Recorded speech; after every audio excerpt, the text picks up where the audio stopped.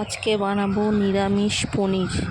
তার জন্য লাগছে পনির, আদা, কাঁচা লঙ্কা গ্রেট করে নিয়েছি, টমেটো গ্রেট করে নিয়েছি, এটা নুন, হলুদ, জিরে, লঙ্কার গুঁড়ো দিয়ে একটা বাটির মধ্যে নিয়ে নিয়েছি।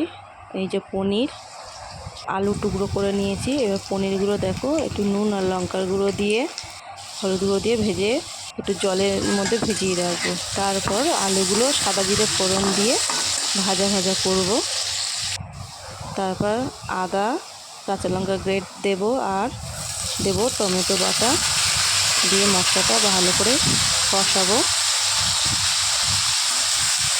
মশলাটা অনেকক্ষণ ধরে কষাবো।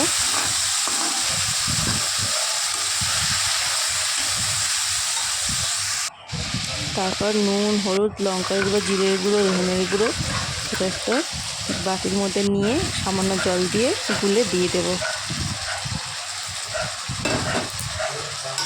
খুবই সামান্য উপকরণ দিয়ে, বাড়িতে থাকা সামান্য উপকরণ দিয়েই নিরামিষ পনির হয়ে যাবে। মশলাটা দিয়ে কষিয়ে নেব। তারপরে নুন জলে ভিজিয়ে রাখা ভাজা পনিরগুলো সঙ্গে 2-4টে কাঁচা লঙ্কা দিয়ে দেবো। এবারে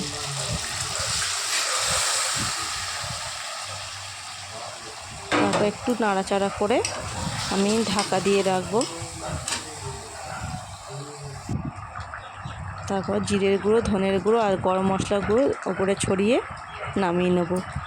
তাহলেই হয়ে যাবে, রেডি হয়ে যাবে নিরামিষ পনির। তোমাদের ভালো লাগলে সাবস্ক্রাইব, লাইক করো, আমার পাশে থেকো। Thank you.